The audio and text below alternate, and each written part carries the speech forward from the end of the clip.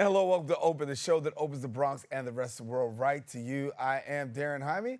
Today, we'll update you on what's happening in and around our borough in New York City. Coming up, we'll explore the challenges of the ongoing transformation in New York's child care and family services system. After that, we'll talk about an organization that's providing some crucial support to young immigrant and refugee women, as well as gender-expansive youth.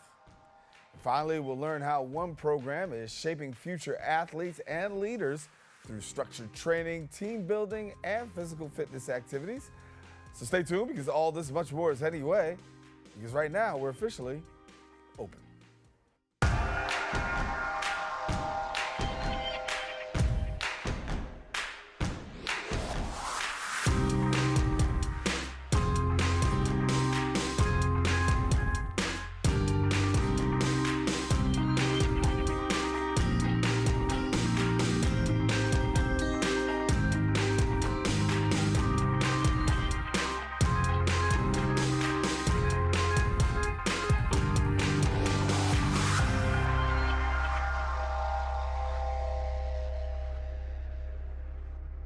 And hello, everyone. I am Daren Jaime, and you're now watching Open, a live program that brings the Bronx and New York City straight to you.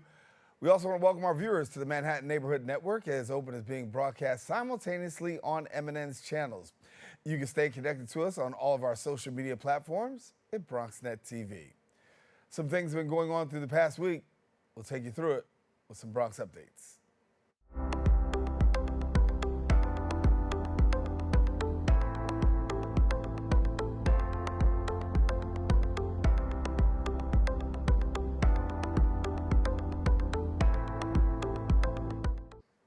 And we start off with political news. President Donald Trump escalated a trade war, imposing tariffs on America's top three trading partners, prompting swift retaliation and shaking financial markets. President Trump set a 25% tariff on Mexican and Canadian imports and an additional 10% tariff on Canadian energy. He also doubled last month's tariff on Chinese goods to 20%. In response, Beijing imposed tariffs of up to 15% on U.S. farm exports and expanded restrictions on American companies. Industries from auto manufacturing to alcohol production warn of rising costs, forcing companies to either pass expenses on to consumers through higher prices or absorb losses by cutting costs and reducing profits. In other news, the NYPD is relaxing its hiring requirements by reducing the college credit requirement from 60 to 24. At the same time, it's introducing stricter fitness training to ensure new officers are job ready. The department has seen a decline in recruitment, with nearly 2,300 applicants disqualified last year due to education requirements. Now, on the civil service, thousands on the civil service will now become eligible. In addition to relaxed education criteria, the NYPD is reinstating a timed 1.5 mile run for recruits, hoping to ensure that they meet physical standards. Well, that's all the time we have for our Bronx updates. We are taking a quick break, but guess what? We got more Open when we return.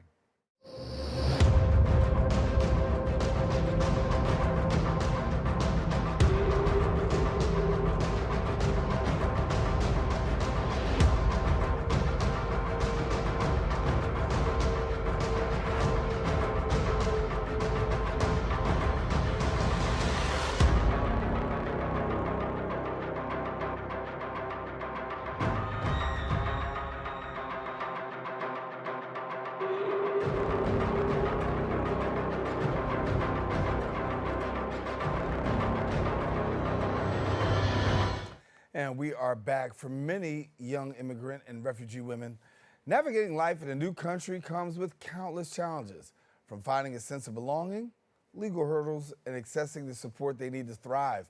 There is one organization stepping up to provide a safe, empowering space for these young women, as well as gender-expansive youth.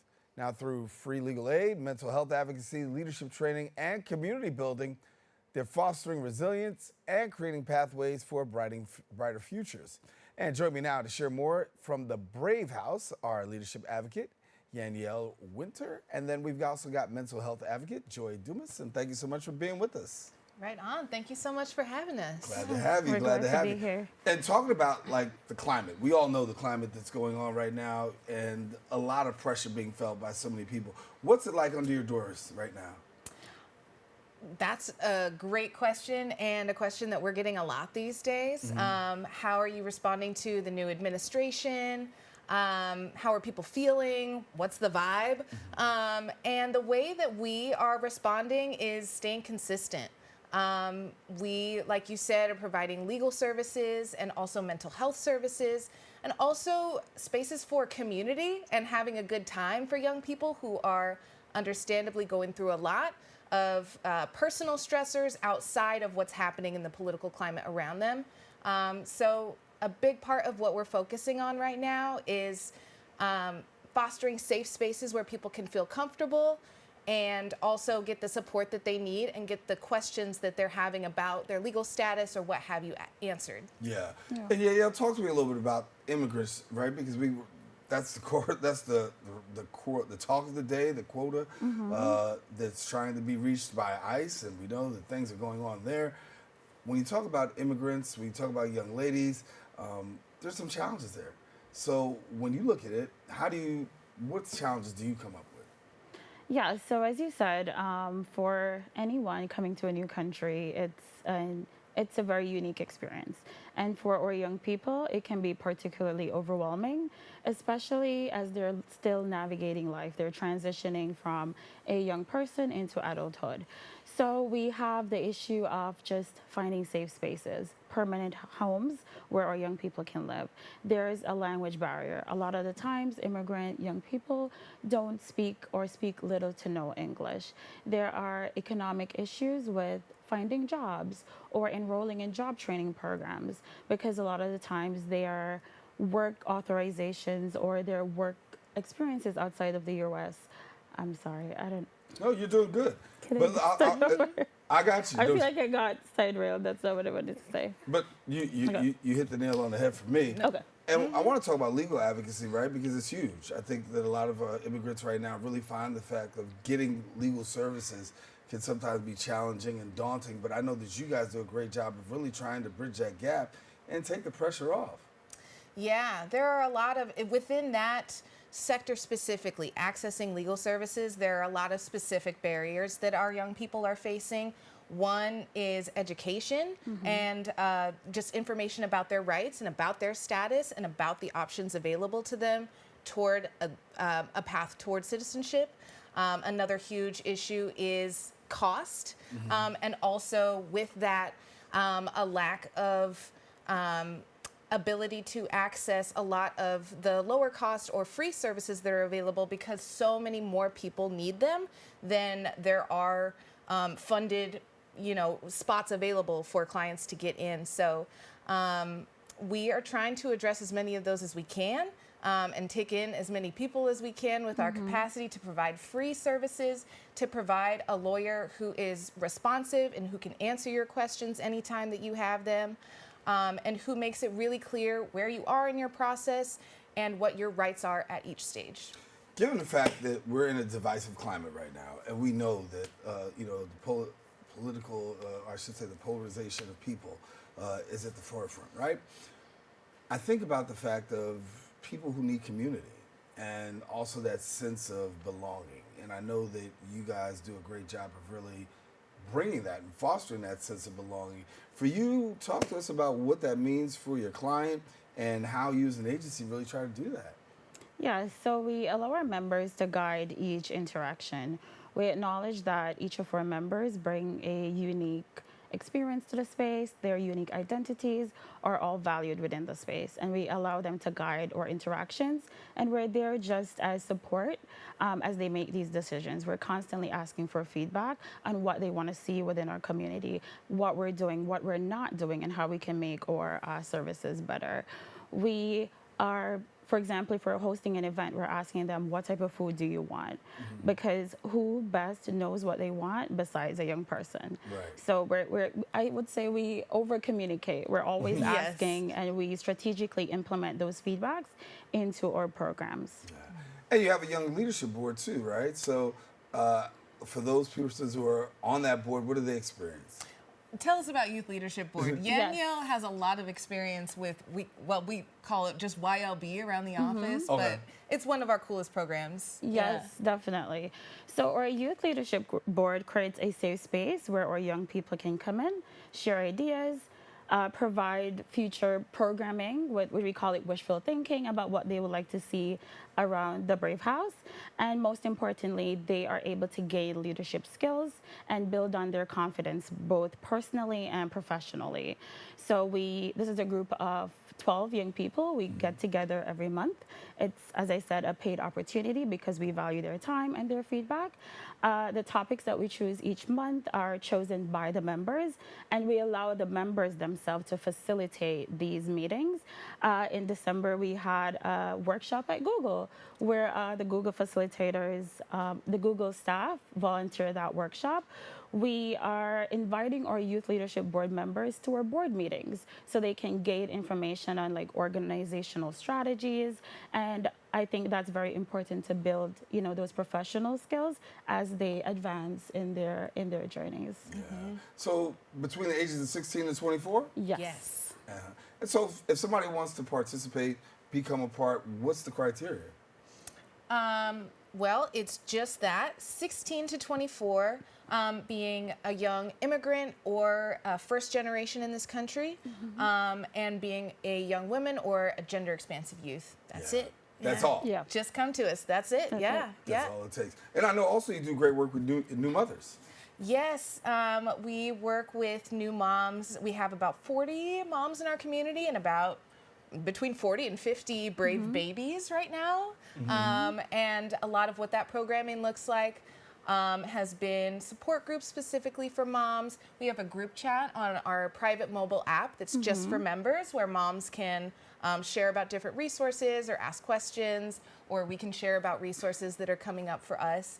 And we also provide free childcare at all of our events for any moms who would like to participate but would like a breather from baby, and depending on the event, or even just coming and having a meeting with us, that can be really meaningful time for them to just take for themselves, and not have to focus on being the primary caregiver, which is what they're focusing on for the most part in our community, like 24/7. So just offering some respite, and offering free diapers as well.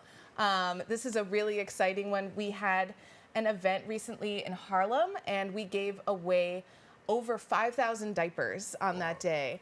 We work with the Brooklyn Diaper Project. They're super awesome, and the Family Beehive as well. They're a distribution partner of ours, and it's been really awesome receiving a huge pallet of diapers once a quarter, and then just calling all of our moms, calling other moms into the community, and other family members are coming through.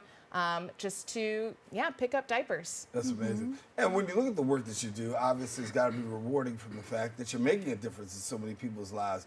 When you look at the agency, how would you define its impact? I would say, in regards to success stories, we see it all the time in the office. We have a grateful wall.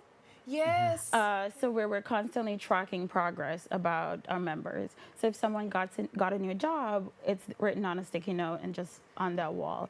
If someone got into an internship opportunity, we're actually celebrating that. I would say I have witnessed or programmed someone transitioning into a program as a young adult, and them attending career readiness workshops, alongside navigating their immigration journey, and like actually watching that transition of like becoming a young adult, actively involving in our community. So once they reach the age of 25, we're not like goodbye, it was nice knowing you. They have the option to volunteer and be a mentor for new and continuing members. We see it over and over again. I think, on our small team, we talk a lot about how to best measure impact. And it's a really difficult conversation sometimes because we try to be somewhere that, people can come to us for what they need. So some people in our community, one year will maybe engage at 1 or 2 events, and then the following year, they have an active case that is being managed by someone with us. So you could look at like the financial distribution that we do every year. You can check out our impact report on our website. But I think a really cool way, like Yaniel said, of measuring our impact is looking at the story of someone's journey with us, looking at where they were at when they arrived with us, and looking at the support that we were able to provide and all of the things that we were able to empower them to do themselves. So, yeah, lots of cool stories. And so for somebody that's out there saying, listen, you know, I'm thinking about really contacting you, but I'm a little nervous, what advice would you give them? Ooh, we're so friendly. Yeah. We're so friendly. A really big part of what we do is radical hospitality. So if you come to our office, we'll offer you a hot cup of tea. We'll offer you a hug if you're comfortable with that. Right. We'll offer you a little chill time in the healing room to have a little meditation moment if you'd like. And we're always greeting people with a smile. We're curious about you. We want to know about your story, of course, but we also want to know about like your favorite animal and your favorite color and like what museum do you want to go to with us one day. So yeah, if we seem intimidating at all, it's a misnomer. And we speak Spanish. Hablamos español. See? There you go. So stop on by the Brave House. Yes. Sure, Yaniel, thank you so much for being with us. Thank you for having us. Thank you so much. Glad to have you. All right, well, listen, if you want more information about the Brave House, you can visit the website at thebravehouse.com. Encouraging you to don't go anywhere. We're going to be back with more Open coming up right after this. 19.7% of Bronxites currently experience food insecurity. Meanwhile, instead of these nice, colorful foods, this is the best food that they have access to. If this sounds like you, there are a bunch of resources to get healthy food for free or cheap. If you want to help, you might consider donating or volunteering in one of these places. Community fridges like this one are all over the city and allow New Yorkers to conveniently donate extra food to people who might need it.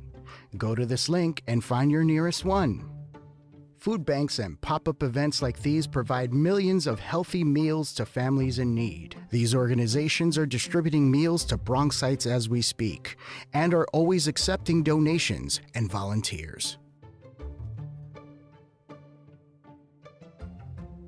Back, New York State's child care sector is facing significant challenges, including staff shortages, high costs, and limited availability, all further exacerbated by the pandemic. In response, the state has made efforts to improve access to affordable child care with a $50 million investment and a focus on equitable, high-quality early childhood education. Joining us now, the Commissioner of the Office of Children and Family Services, Dr. DaMia Harris-Madden. And we thank you, Dr. Harris-Madden, for being with us. Well, it's a pleasure to be here, and thank you. Thank you. A much-needed conversation. And when we talk about the state of child care right now, obviously for the average person, that struggle is real. It gets, it's more burdensome with economic times. Just from your lens, how do you view the child care situation? From my lens, which is a parent of three, I will say that, child care is a necessity. It is an absolute must for us, not only in New York State, but throughout the nation, throughout the world.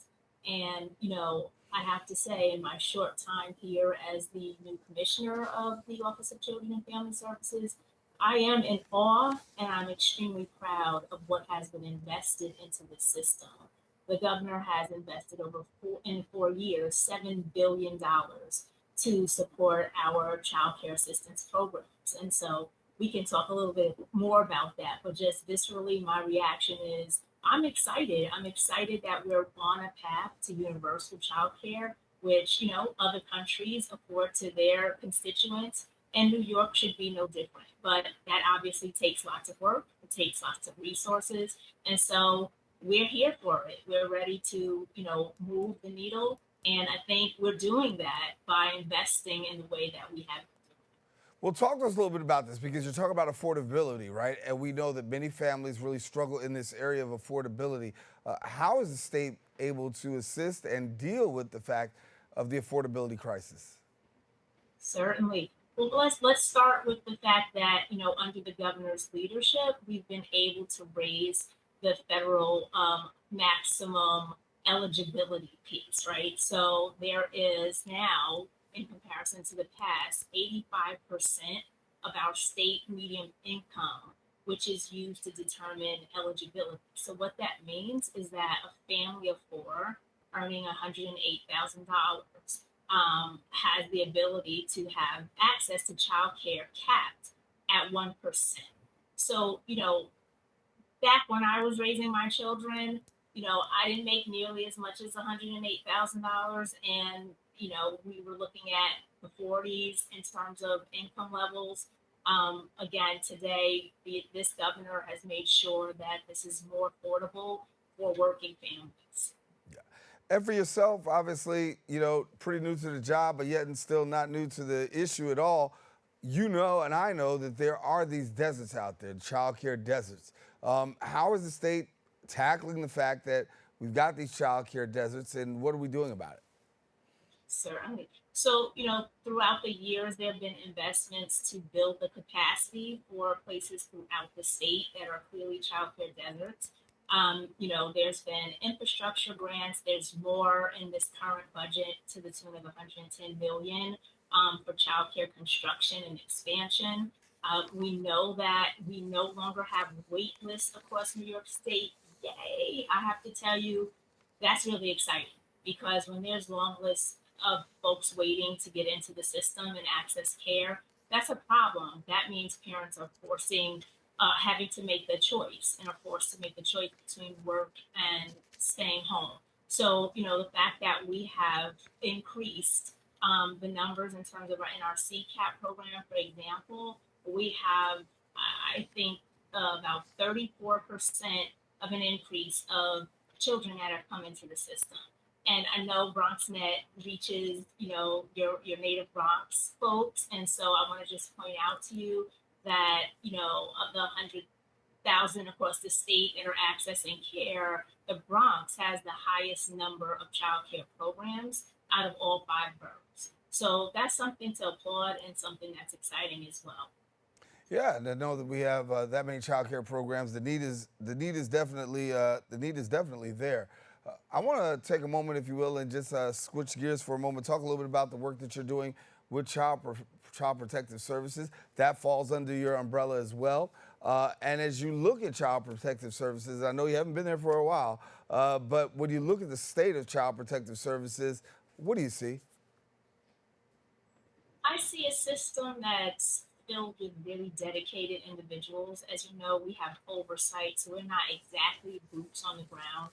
But given my experience in the local and county governments and now coming to the state looking at this, I have a much better understanding and lens. I'm not a social worker by background, by the way, but I absolutely support the workforce that is working with our children and families. I think that there's always room for improvement. I have to say, in New York City, I've seen a lot of inroads that are made, particularly with parents and acknowledging that they should be informed of their rights. I have a big advocacy background, and I don't want to go there because I'm in another place. But I will say to you that we are absolutely rooting for and advocating for our children and our families coming into the system. As a matter of fact, I'm really proud that the governor has increased funding for some of our CACs, which are child advocacy centers, to the tune of $9 million additional dollars, which is like 176% increase, which is crazy, but it's necessary because what these child advocacy centers do is provide a safe environment for our children and families that, have a multitude of challenges, but more importantly, have been subjected to some of the most heinous and egregious things.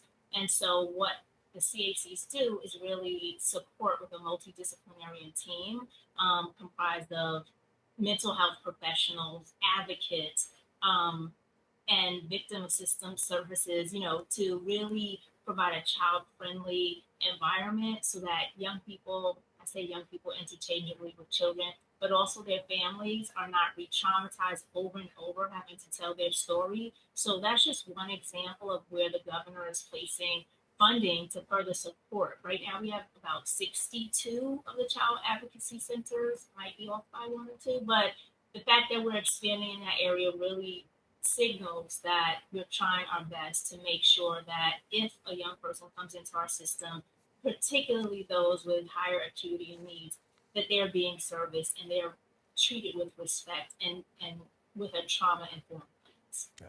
You talk about trauma, mental health is really a critical thing, particularly coming out of post-pandemic, New York State being the hardest hit. When we talk about mental health, how do you approach the issue of, the mental health and the well-being of our children? Well, again, proud moment coming into this system and advocating for mental health and after school. I come from an area like the 7th borough, right, in Westchester County, where we introduced mental health and after school. The governor has done the same here in the state. That's really critical. And I'll start there because we entrust our after school professionals with our children. And in many instances, it's an extended family. And to embed and to have those types of supports, because the reality is not everyone working in an after school setting is, equipped with all the tools needed to address mental health. So we're really happy that we now have funding not coming through my agency, but through the Office of Mental Health to support in school and after school mental health. We also know that youth mental health first aid training is critical. Again, not in my department, but I'm a huge supporter of this because it empowers our young people to seek their peers, to have supports, but also the adults that typically don't deal with mental health matters. They receive training there. Another area, not in OCFS, but very close to, which is the clubhouses, which is offered through Oasis, and that addresses both the mental health and substance use, which we call co-occurrent disorders. I'm going to also just do another plug for OCFS, in that we have some increases in this year's budget that would seek to improve positive youth development and more investments in youth sports programs. So how does that link to mental health? We know that when young people are engaged in positive things and they are, having caring individuals during unsupervised time when their parents are at work, that, they have those outlets. They have not just sports. Sports is important, and we're glad that there's an investment in that. But along with that funding comes the education on nutrition, on health, well-being. So when we talk about mental health, we cannot extract that from the term of overall wellness, well-being, and that's physical, mental, emotional, social. And so, the governor has introduced Unplug and Play. And what that means is she's investing money into the parks department so that, we can expand opportunities for young people to get off their devices, which we know is linked to mental health, and get outside. Investing in New York Swims, that is affording huge opportunities for particularly young people of color. Because I have to say that many of us do not have access to swimming pools. We do not have the funding for swimming classes and just water safety. So all of this is connected to wellness and health, and particularly providing outlets for mental health. And I said a lot, so I'll stop. Yeah. But it gets me excited. I got a couple of minutes left, and before we close out, I do want to get you an opportunity to talk a little bit about looking down the road in the calendar for you. What can we anticipate coming out of your office in the short term? So, we're continuing to swing the bat for childcare. We know that we have to take the next step in terms of figuring out how can we afford universal childcare. Again, we believe it's our right. I know elected officials believe in this. The governor absolutely believes in this. We're looking at economists, taxonomists, people that can get us to a place where we can figure out how to fund these types of opportunities. I mean, we can't continue to look to New Yorkers alone. So we need to really find those experts, and that includes some childcare professionals as well, to help us path a way forward so that we're not talking about childcare in the near future, so that we can rest assured our children will have slots. And so by building in, funding for capital projects and things of that nature, really the building blocks towards universal health care. In addition, we're working with our young men. One passion of mine is fatherhood, and looking across our system and our system internally, to look at the young men who have had some disadvantage and ill opportunity in life, just really equipping them with some of the things that they need. But again, going back to this year's budget, we are looking forward to implementing more opportunities for young people to be engaged offline and addressing some of those underlying challenges that they have. Yeah. Dr. DaMia Harris-Madden, Commissioner of the Office of Children and Family Services, New York State. Thank you so much for being with us. Great conversation. Obviously, we love to have you in studio, but we'll see you soon. Yes, you will. Have a great day. All righty, you take care. Now, listen, if you want more information, visit her on the website at ocfs.ny.gov. You get all the information you need right there. Don't go anywhere. We got more open coming up. We'll be back right after this.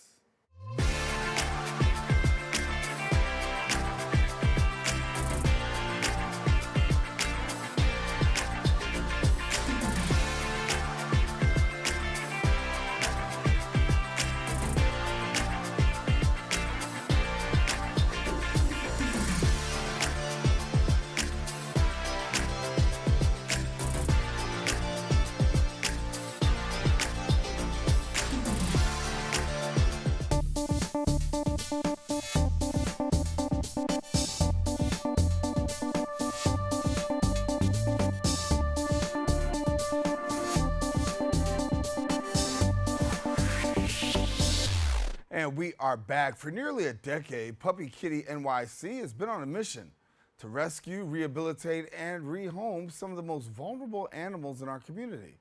What started as a small group of like-minded volunteers has grown into a thriving network dedicated to providing second chances for cats, kittens, and other small animals that are in need. And joining me now, we've got the Puppy Kitten NYC founder, Megan Eastman. And Megan, thank you so much for joining us. Thank you for having me. Yes, and so glad to have you, as you really have done a tremendous job of really rescuing some of the most vulnerable animals that we have out there. And so talk to us a little bit about this, because, this has grown down through the years.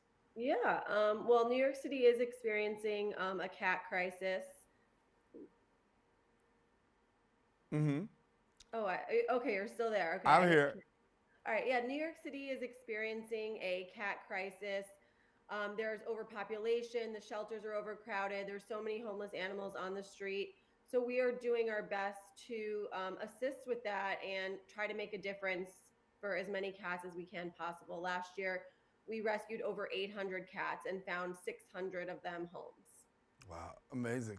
And when we look at the cat crisis, you say it continues to grow. What's going on? How can we attribute the crisis to be what it is today? Yeah, well, there's a lot of things. One is during COVID, a lot of people got pets, didn't realize the commitment. There's the rising cost of veterinary care here in New York City and across the country. There's a veterinarian shortage, which drives up prices.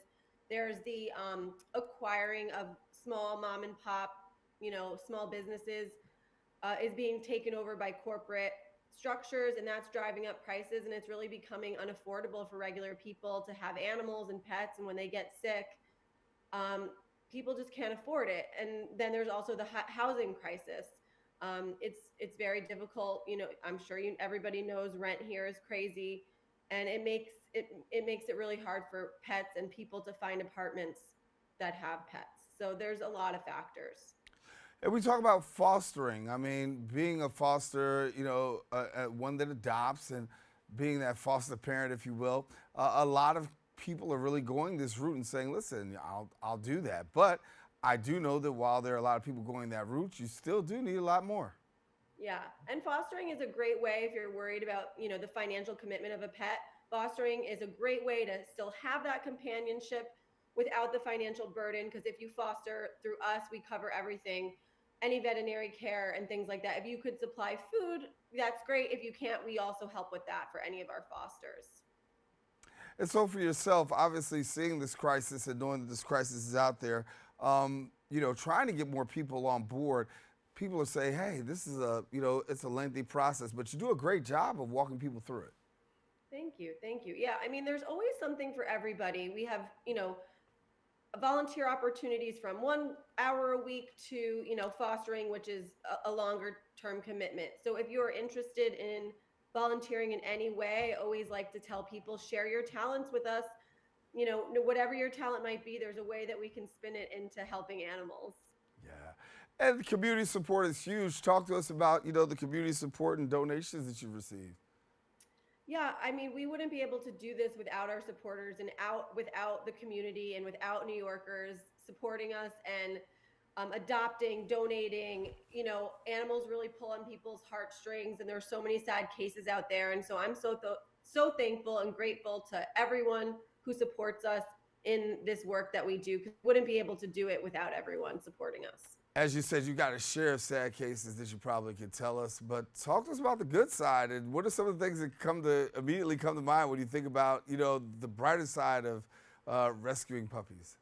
Yeah, I mean, so many of these sad cases actually end up being joyful. They come from horrible situations, being dumped in the park, a hoarding situation, or like horrible injuries. Like we had this little kitten, Connie, who was living on like a electrical plant, and she got stuck in a car and she lost part of her nose. She had a fracture. And now she's like doing great, sleeping and cuddling in a bed. You could see it on her social media account. And it's really inspiring and impactful to actually see the difference that you are making, because, you're seeing them from, death's door to thriving. So it really is like a driving factor, especially for me, to keep going, to see the success stories. And it really is a feel good, amazing thing to watch these animals kind of rehabilitate. Yeah. And it is a little process, right? Because when you've had animals who've really been through a situation where the care hasn't been there, and to really become acclimated to a new home, some parents are foster parents are worried about, listen, what that acclimation process is going to be like. What advice do you have for somebody who may be on the fence about that, because they say, listen, somebody might be a stray, or I don't know how it's going to transcend into my house? Give me a little bit of what you would coach and say. Yeah, everything takes time, right? There's no easy fixes. And with time, these animals adjust. We have a great support team. We're very experienced. We always recommend doing a slow intro kind of to, your current pets or kids, and slow and steady wins the race. I have in my house 6 cats, and I started my last cat off in the bathroom. He was there for, several weeks until we slowly introduced him. And now everyone is getting along for the most part. There's little spats once in a while, but we're here to guide you. And if you have questions or concern, we're always here for support, and you can make it work. And patience and love goes a long way. Yeah. And I want you to have an opportunity to share a little bit about the TNR program, which is a trap, neuter, and return. And what does that mean? So trap, neuter, return is for feral cats that are not adoptable. We come out to your community, we trap the cats, we have them spayed or neutered, and then they receive an ear tip to signify to other trappers or veterinarians that they've already been fixed. And then we re-release them to the area and environment that they came from. That reduces population. It prevents further kittens from being born. Feeding cats is extremely expensive, and, it just prevents a lot of suffering. So, if you have a large feral cat population, TNR is the best way to kind of end the cycle and stop the suffering and stop the overbreeding. And it prevents them from ending up in shelters and being euthanized, or, getting hit by cars, being exposed to disease. And if we're doing a trapping project and we do come across a cat that is friendly or adoptable, we do not return them. We would find them a home. Yeah. And so for people who want to really get involved and think about adoption or stepping in, how do they go about that process? I would start by heading to our website. It's www.puppykittynyc.org. You can also head over to our Instagram or our TikTok or our Facebook, Puppy Kitty NYCITY. You can send me a DM, a message, or you can email me, Megan, MEAGAN, @puppykittynyc.org. Those are all the ways you can kind of get in touch and start learning about how you can help cats in your community. And for yourself, obviously, there's been a lot of effort that's been put into this down through the years. And as we look back at where you are today and where you started from, talk to us about that growth process and what that's been like for you. Yeah, so actually we started like our home base, our headquarters was out of the garage at my house here in Queens. And it was like our little mini shelter. And I think the most cats we ever had in there was like 16. And that was like really a stretch. It's like 200 square feet. It's really small, but you know what? You work with what you have.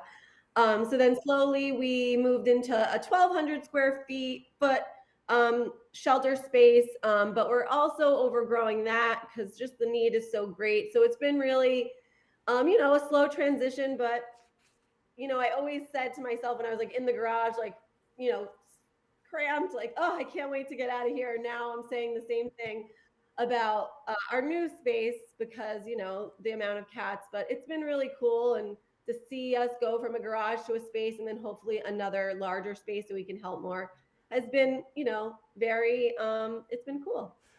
Was there ever a moment where you're like, I think I'm in over my head? Yeah, yeah. And my husband is like, "How many cats do you have in there?" I'm like, "Don't worry about it. Don't worry Yeah, about it." yeah. That quiet conversation, like, dog, just go back to Yeah, bed, yeah, honey. Don't worry about it. I got this covered. I got this yeah. covered.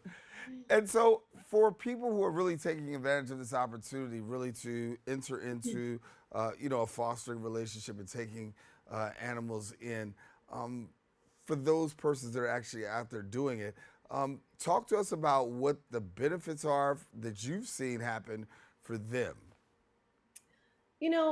Like I kind of said with the stories and volunteering is, not only are you helping people, but I think it's helpful for yourself too. If you're strong and capable and smart and, you should be doing things for your community. And if you're a lucky person and fortunate enough to give back, that's a gift for you as well. And it makes you stronger. It it's rewarding to help no matter what type of organization you're in, but I love helping animals. So if you're an animal person, I promise you will love volunteering for any organization, but especially Puppy Kitty. I've made some of my greatest friends through cats, and it's really been just so rewarding. And I promise you, it's you're gonna feel good. And a lot of people say, oh, the sadness. I don't want to see hurt animals. It's not really about that. It's really about seeing them come from, these horrible situations, these great situations. There's so much camaraderie. We have a lot of fun. And, even if you're looking to meet people and make friends, this is a great way. It's a great way to find a new support system, especially if, you are seeing a lot of cats in your community. Come join us. And then we do it all together. So it really gives you a sense of community and strength, and you're forming a lot of new bonds, not just with animals, but with people as well. So I promise you, volunteering has a lot of rewards. It helps you and it helps your community. So it's a win-win. Megan, thank you so much for joining us. You've done a great job, and congratulations on the great work that you're doing with these special animals and finding them homes. And congratulations also on moving from the house on out. Thank you. Thank you. Thank you so much for having us and letting me tell our story. No, glad to have you. All righty, well, for more information, visit the website at puppykittynyc.org and then also social media at Puppy Kitty NY City. Don't go anywhere. We'll be right back. More after this.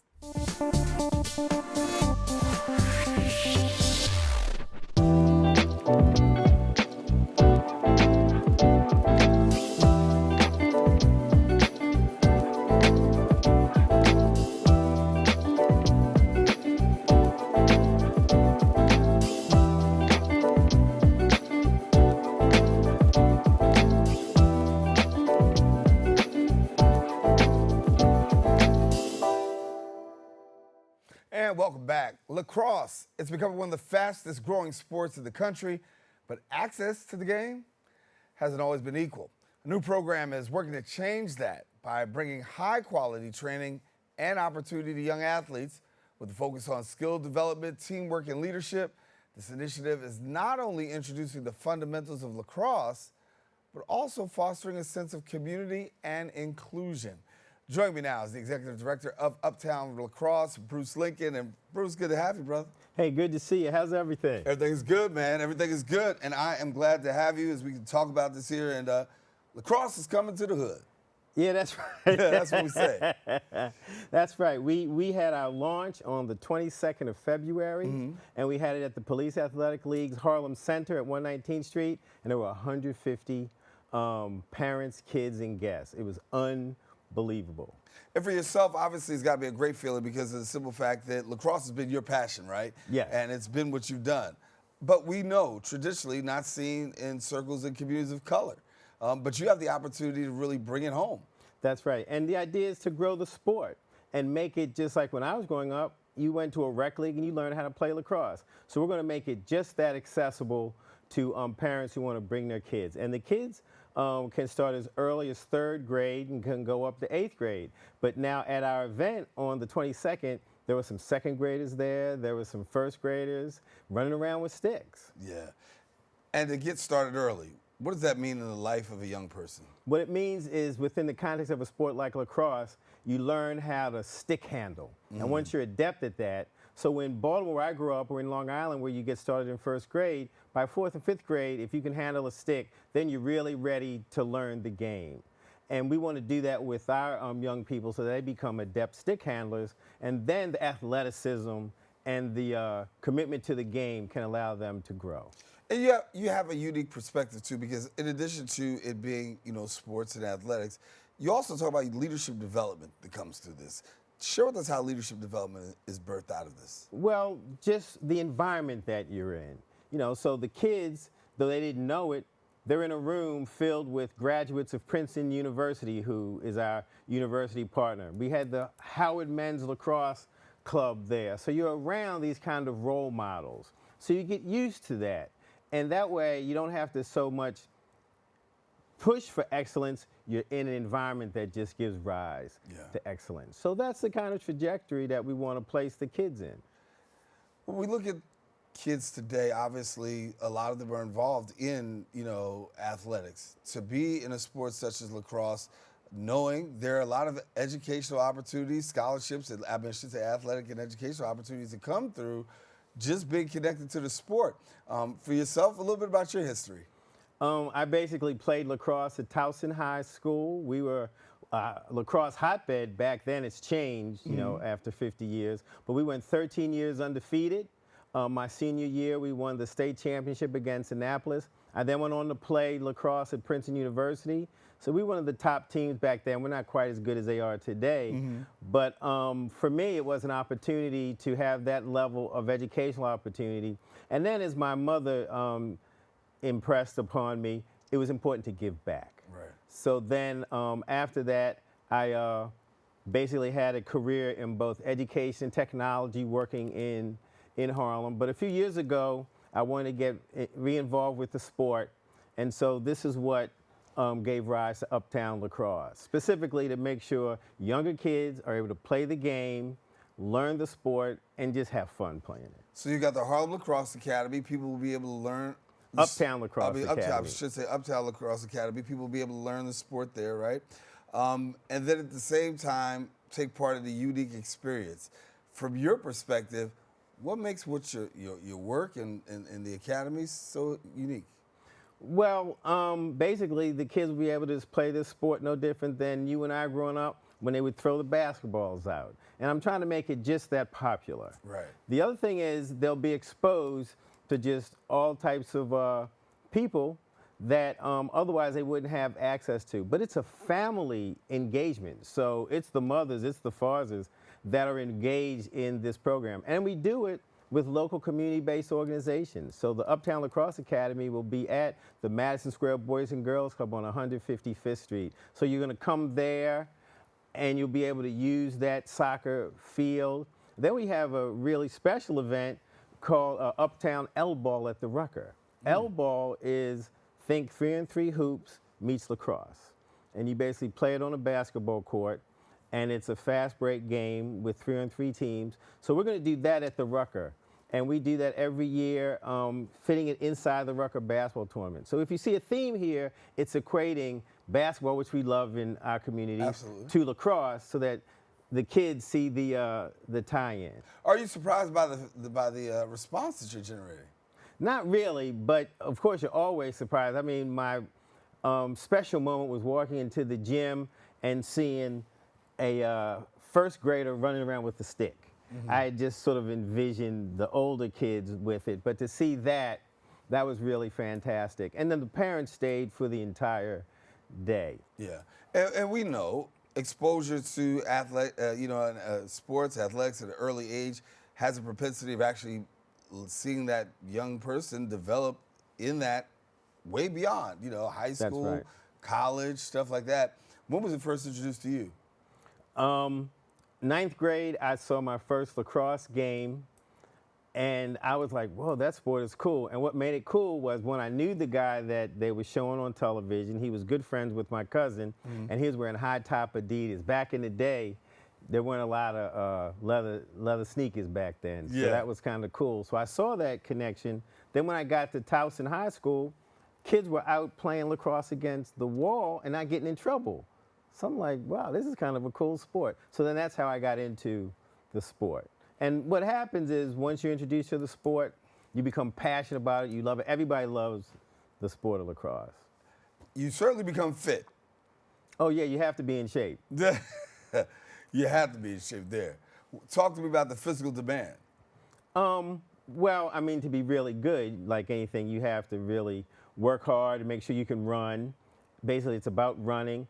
It's about being able to make quick cuts and do those sorts of things. But for the little kids, basically, they run around anyway. So Right. That's why the L ball is perfect for them. So they basically are just doing fast break lacrosse.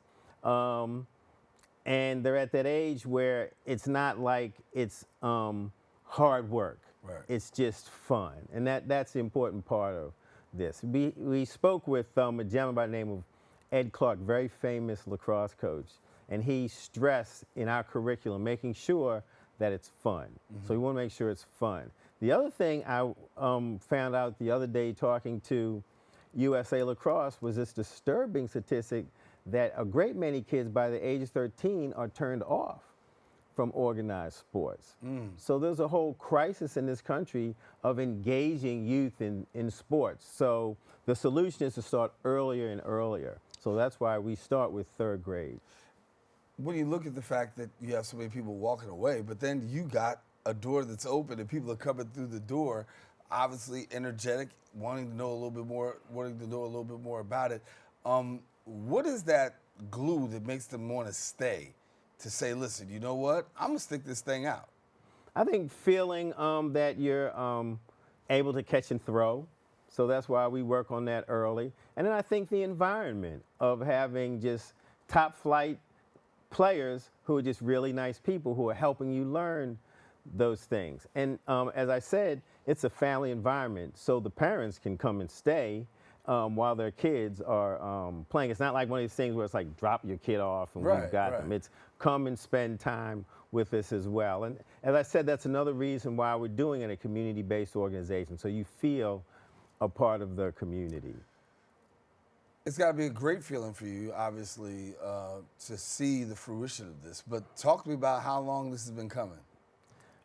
This is something I've been, all my friends know I've been talking about this for a long time. This idea that this is the sport that is really made for the African-American athlete because of the innate physical skills we bring to bear and demonstrate in football and basketball and baseball and soccer. Now if we're able to join the sport of lacrosse and get the type of instruction, I think what we'll see is the sort of results that a Peter Westbrook achieved at the Peter Westbrook Foundation. You know, he's responsible for 17 gold medalists. Really? And we don't have gold medals in lacrosse, but it will be an Olympic sport in 2028. But you now have this kind of trajectory. We can say you can play it at these top flight schools, you can play it at an HBCU, you can go on and play pro ball. But the idea is to instill just this love of the sport. And then, as so many people know, and Bill Ellis, who played lacrosse at Harvard and is the chairman of Apollo capital, he basically said everybody knows that lacrosse is the pathway to Wall Street. Yeah. There's a lot of people who don't understand that. That there are a lot of people who are successful and takes you right there to Wall Street. And so, and there's this, it's like a club, right? So if you play this sport and you talk to other people who play this sport, immediately they're fired up about just, more people playing the sport. And so what we're going to be doing is the 22nd and the 29th, we're going to have an open house. So you can come either one of those 2 weekends, come and sign your child up for the program. It's going to be at the Madison Square Boys and Girls Club. And they've got a rooftop AstroTurf soccer field. Really? So that's where the kids will be playing. Okay. So it'll be outside, but it's not outside, but it's that kind of cool venue. And then every kid will get a new lacrosse stick. That type of exposure, just being exposed to, that, from my estimation, priceless. From your perspective, how do you put it? I just think it's sort of the convergence of a lifetime of work, and thankfully it's all come together. And also it resonates with the community. Lacrosse is the fastest growing sport in the African American community. It's the leading choice as parents are looking towards non-traditional sports. So it's taking advantage of that, and they're looking for it. And it was sort of borne out by the launch when, you're there, you're like, oh man, is anybody gonna come? Oh man, where's everybody? And by 9:45, like the parents showed, the kids were there, and we were able to start at 10 o'clock. And it was just this amazing day of kids being able to play lacrosse. We have as our university partner, Princeton University, and so every kid had a stick. We couldn't loan them, but no kid didn't have a stick to play with. And then just the New York Center for Tennis, junior tennis, they contributed all the tennis balls because we didn't have them play with the hard balls because somebody might get hurt. Right. But they were all playing with tennis balls, and just that kind of environment to just have them catching and throwing, scooping. We had 3 goals where they were shooting. It was just fantastic. We even had a local company, Red Rabbit. They were our food sponsor, so they provided lunch. So it was like this amazing sort of community lacrosse classic. Well, congratulations. And glad to see lacrosse right there in the neighborhood. People can come and check it out, and not just check it out, but really make the investment, I was talking with a mother not too long ago, and she was sharing how she was really concerned about her son playing football. And she said, well, lacrosse is a great option. And here you are talking. So, Bruce Lincoln. Great, thank you so much. Thank you. He's the executive director of Uptown Lacrosse. Now, listen, if you want more information, visit the website at uptownlacrosse.org. Come to the end of our show today. I want to thank all of our guests for joining us, and most of all, you, the viewer, for tuning in. And if you missed any part of today's show, yes, you can catch the recablecast right here on Optimus Channel 67. Verizon Files, that's channel 2133, or watch us anytime on the web at BronxNet.org. Of course, you get a brand new episode of Open on Friday with my girl, Rita Valentine. That wraps up this episode for us. I am Daren Jaime saying, look, make sure to keep this channel wide open. We say take care. God bless.